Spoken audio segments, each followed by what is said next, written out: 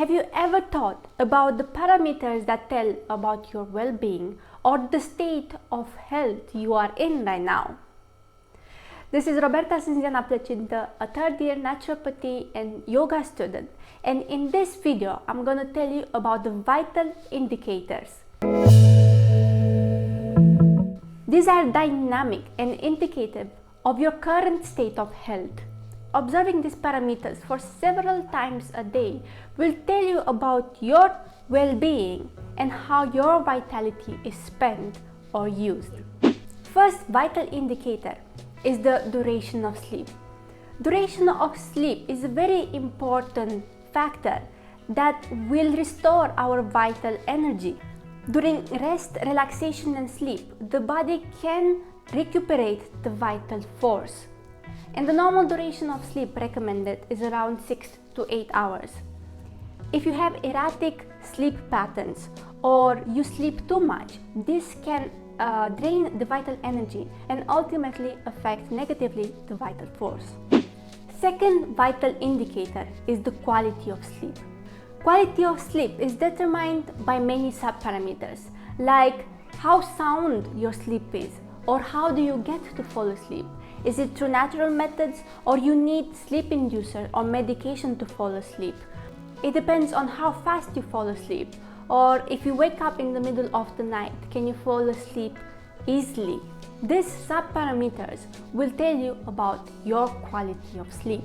The third indicator is agility. And agility refers to how active you are during the day. Do you need rest during the day? Do you feel tiredness during the day?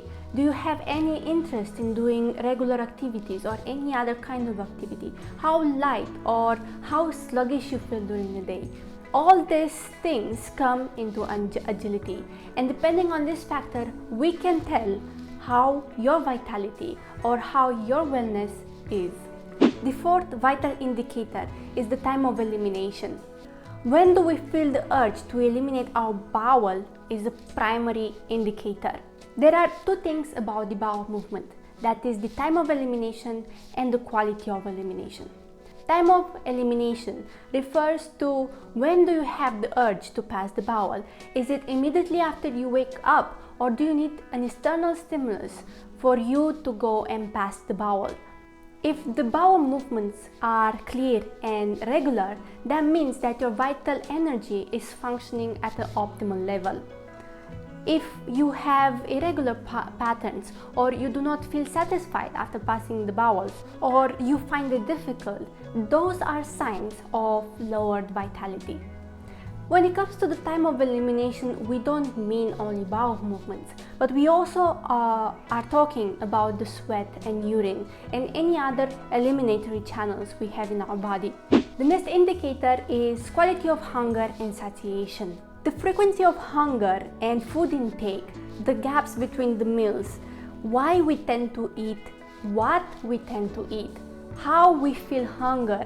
Can we differentiate between hunger and emptiness of the stomach? These are all parameters that can tell about our body and what our body needs. Hunger is one physical indicator through which the body demands food. So what is hunger?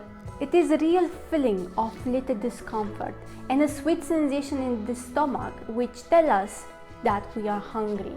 We are born with this innate sense of hunger, but while growing up, we tend to ignore our bodily needs, and we don't know as much as before what our body needs. So this is why we tend to eat even though we are not hungry, and we eat whenever we feel like eating.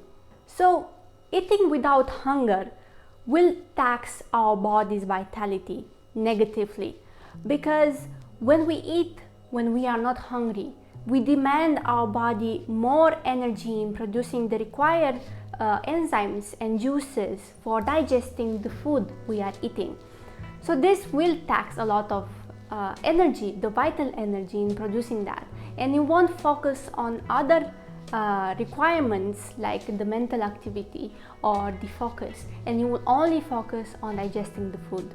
So to maintain health and vitality at the optimum level, we should start paying attention to the feeling of hungriness and to eat only when we are hungry. So how do we differentiate between true hunger and false hunger?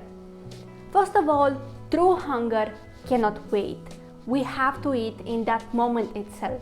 Whereas the false hunger, it's like it can wait for a few more hours. It is not something that has to be done right now. When we are really hungry, we are not picky about the foods we are eating. Whereas when we are falsely hungry, we choose to be very picky about the foods we want to eat. It is more like an appetite, and the things that you will choose to satisfy your appetite, not to satisfy your hunger. So paying attention to this vital indicator, which is hunger, will help us to understand better and maintain our vital energy. The next indicator is mental poise. The balance through which we can perform our actions is the mental poise. The rate of happiness we experience, the rate of positive emotions like love, peace, harmony, versus the negative emotions like hatred, fear, or angriness we experience. The duration we engross in those emotions, as well as the intensity we feel those emotions, can tell about our inner strength and balance. It is often said that physical health exceeds the mental health, whereas I do not agree about that, because most of the time when we are mentally low, our physical health won't be good. Have you ever experienced this, that you feel depressed or you feel burnt out? Do you think your energy levels will be as high as if you're feeling happiness or you're feeling peaceful or in harmony? No, it won't be like that, because what we experience emotionally and mentally can affect our body physically. Some techniques or practices that can help in maintaining our healthy mind can be breath awareness, mindfulness, some meditation practices, gratitude, affirmations, and journaling. Next factor which tells about our vitality is going to be distribution of heat. Now, when we talk about distribution of heat, we're talking about the body heat in different parts of the body. Now, homeostasis is a primary physical function of our body. Check the distribution of heat in the torso, head, and extremities. A good distribution of heat means a good circulation. If the heat in different parts of the body is different, that means there is an encumbrance or there is a blood flow obstruction, and that will lead to a lower vitality. The last indicator is suppleness. The flexibility of different parts of the body, the tone of the skin, the tone of the lips are parameters which shows the balance of the elements in our body. Stretching the body to become more supple and more flexible has a lot of health benefits.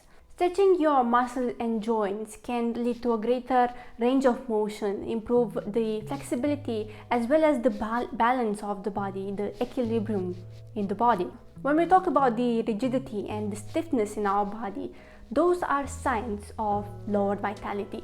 Therefore, if we do regular exercise and we engage our body in different movements, it will increase our body vitality. Now, even skin tone and skin color can determine our health. If we have uneven pigmentation or patches in our skin, also our texture is different, those can be signs of low vitality in our body. Therefore, addressing these signs can help in improving our vital energy as well as our body wellness. These were all the vital indicators. Thank you for watching, and if you didn't subscribe yet, click that subscribe button. Share this video to other people for them to know what the vital indicators in their life are. In my next video, I will be sharing with you what is the difference between sleep, rest, and relaxation. So stay tuned for the next video. Namaste.